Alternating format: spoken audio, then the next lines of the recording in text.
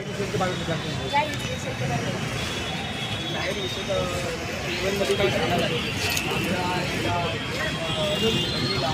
ठिकाणी एखाद्याशी बलात्कार करून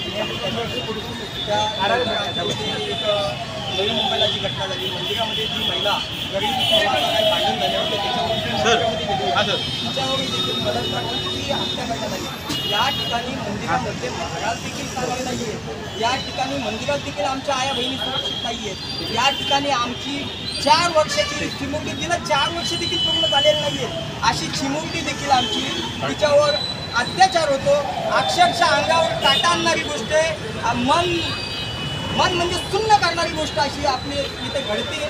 अत्यंत मी सांगतो, खरंच बोलायला माणुसकी राहिली का नाही हा, जर हे माणुसकी लोकांमध्ये असती तर अशा प्रकारचं कृत्य मला वाटतं केलं नसतं। आणि अशा नराधमांना, जे नीच प्रवृत्तीचे लोक आहेत, त्यांना सरकारने जागी खेचलं पाहिजे।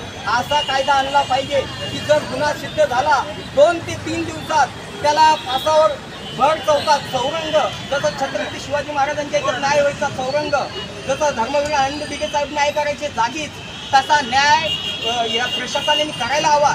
जर प्रशासनात ती जमत नसेल तर त्या आरोपीला आमच्याकडे द्या, आम्ही दाखवू करून आम्हाला काय करायचं ते आम्हाला। आणि जर या गोष्टीसाठी माझ्यावर, या माझ्या सहकार्यावर आमच्या सगळ्या आंदोलनावर गुन्हे जरी दाखल झाले तरी चालतील। आणि जर प्रशासन जर 7 दिवसात जर फाशी देत नसेल तर प्रशासनाने आम्हाला परवानगी द्यावी की शस्त्र आमच्या बहिणींना आम्ही शस्त्र देऊ।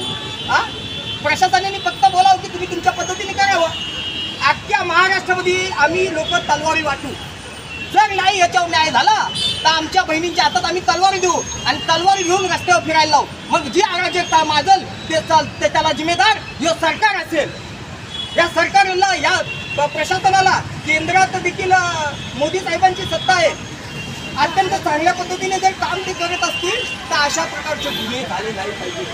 देशाला अत्यंत काळीमा फासणारी घटना आहे। आज जर हे अमेरिकेमध्ये झालं ना, त्या ठिकाणी जर लाखो लोक रस्त्यावर उतरतात, त्या देखील कडक कारवाई होते। इराणमध्ये होते, आपल्या सौदी अरबमध्ये होते, अशा अनेक ठिकाणी मौत म्हणजे गुन्हा सिद्ध झाल्यानंतर त्याला मृत्यू हा दंड दिला जातो जागी आणि भर रस्त्यावर। तर आपल्या इथं असं का होऊ शकत नाही? हे झालं पाहिजे, काळाची गरजही नाही। आज 3 वर्षाच्या मुलीवर बलात्कार झाला आहे, कसा विश्वास ठेवायचा? आज मुलगी बापाकडे बघायला घाबरते, मुलगी काकाकडे बघायला घाबरते, मुलगी मामाकडे बघायला घाबरते। अशी परिस्थिती जर आपल्या देशात झाली म्हणजे शोकांतिका आहे, या देशाची शोकांतिका आहे, या इन्सानियतची, या माणुसकीची, असं मला वाटतं।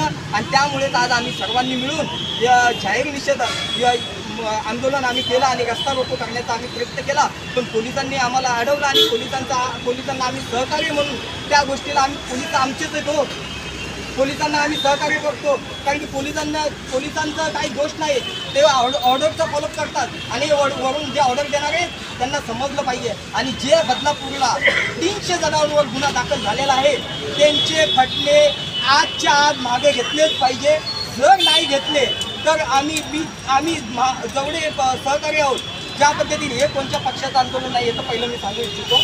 त्यामुळं सार्वजनिकरित्या हे पब्लिक डिमांड आहे की तुम्ही त्यांचे खटले मागे घेतले पाहिजे आणि त्याला 7 दिवसात फाशीची शिक्षा झाली पाहिजे त्या नराधमाला। जर तुम्ही त्या एकाला द्याल तर नंतर महाराष्ट्रात गुन्हा घडणार नाही।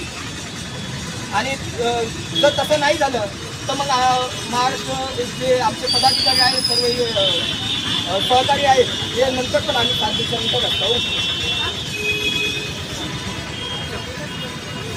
बलात्कारांना फाशीची शिक्षा झालीच पाहिजे, भर चौकात गोळ्या घातल्याच पाहिजे, बलात्कारांना भर चौकात गोळ्या घातल्याच पाहिजे। छत्रपती शिवाजी महाराजांचा छत्रपती शिवाजी महाराजांचा चौरंग कायदा झालाच पाहिजे। छत्रपती शिवाजी महाराज